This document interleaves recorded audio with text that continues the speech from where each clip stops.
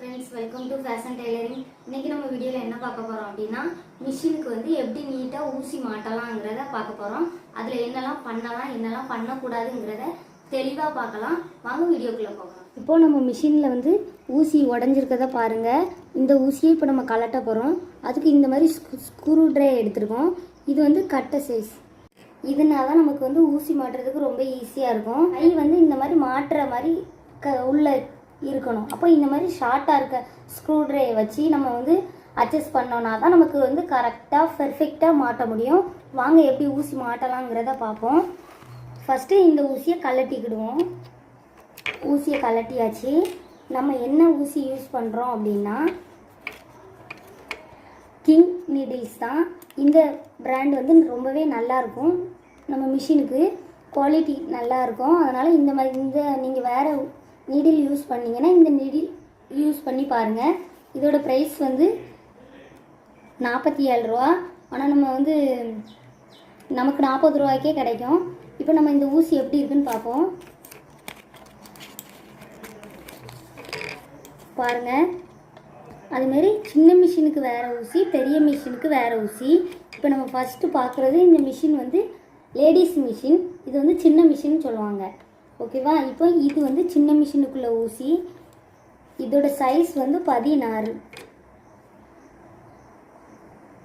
பாருங்கள், இந்த ஊசியோட different தருதா? One side வந்து உருண்டையாக இருக்குது, ஒன் சைடு வந்து ஸ்ட்ரெயிட் லைன் ஒரு கோடு மாதிரி தெரியுது. உங்களுக்கு தெரியுதா? தெரியுதுல கிளியரா? இப்போ நம்ம இந்த கோடு சைடை தான் இங்கே உள்ளே கொடுக்க போகிறோம்.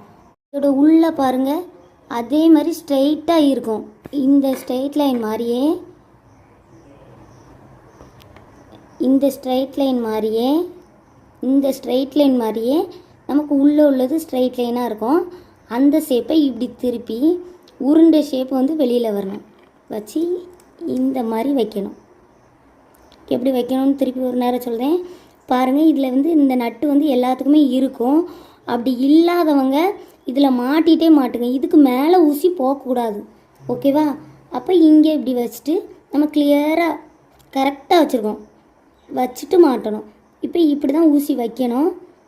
இப்போ இந்த சைடு மேல் வாக்கில் இருக்கும், ஒரு மேடு மாதிரி இருக்கும் இந்த சைடு. அது உங்களுக்கு பார்த்தாலே தெரியும்.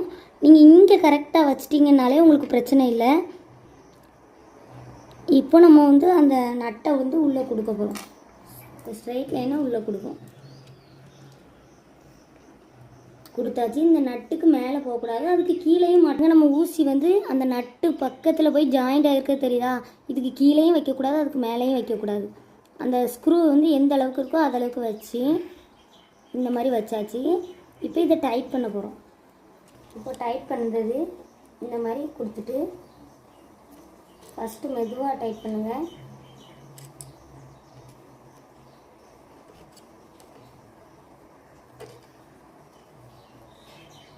அப்புறமா டைட் பண்ணிடலாம்.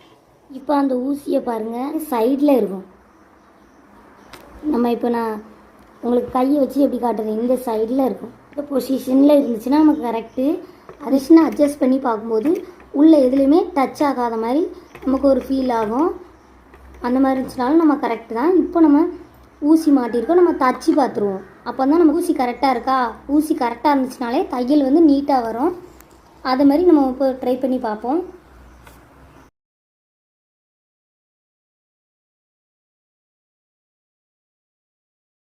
ஊசி வந்து மேலே இருக்கும்போது தான் பாபின் கேஸை கலட்டணும், கீழே கலட்டணும். அதேமாரி ஊசி உள்ளே இருக்கும்போது பாபின் கேஸை மாட்டக்கூடாது. அப்போனா நமக்கு ஊசி வந்து பாபின் கேஸ் உள்ளே மாட்டவும் செய்யாது. ஊசி உள்ளே இருக்க ஊசி வளைஞ்சிரும். அந்த ஊசி வளையிறதுனால உங்களுக்கு தையல் தெளிவாக விழாது. ஓகேவா? இந்த மாதிரி உள்ளதெல்லாம் நீங்கள் மாற்றி பாருங்கள், உங்களுக்கு மிஸ்டேக் வராது. அதேமாதிரி ஊசி ஏன் உங்களுக்கு உடையுது அப்படின்னா, நம்ம தச்சுக்கிட்டே இப்படி இருக்கும்போது நம்ம தைக்கிற கிளாத்தை இப்படி இழுக்கக்கூடாது. ஊசி உள்ளே இருக்கும்போது இழுக்கக்கூடாது. நம்ம ஊசி உள்ளே இருக்கும்போது இழுத்துட்டோம்னா ஊசி உடஞ்சிரும். அதேமாரி நம்ம தச்சுட்டு ஃபினிஷ் பண்ணி வெளியில் வரும்போது, இந்த மாதிரி தையல் போட்டு இப்படி வெளியில் வரும்போது இப்படி நூலோடு சேர்த்து துணியை இழுக்கக்கூடாது. நார்மலாக இந்த மாதிரி துணி இருக்குன்னா அதை வெளியில் வச்சுட்டு இந்த மாதிரி கட் பண்ணணும். அவ்வளோதான். ஓகேவா? இந்த வீடியோ பிடிச்சிச்சுன்னா லைக் பண்ணுங்கள். எதுவும் டவுட் இருந்துச்சுன்னா கமெண்ட் பண்ணுங்கள். இதே மாதிரி நம்ம நெக்ஸ்ட்டு ஜென்ஸ் மிஷினில் எப்படி ஊசி மாட்டலாங்கிறத பார்க்கலாம். நம்ம எவ்வளோ நீட்டாக மிஷினில் ஊசி மாட்டியிருக்கோங்கிறத பாருங்கள். அதேமாதிரி தையலும் நீட்டாக வந்திருக்கு. இந்த மெத்தடை நீங்கள் யூஸ் பண்ணி பார்த்தீங்கன்னா உங்களுக்கு ரொம்பவே யூஸ்ஃபுல்லாக இருக்கும்.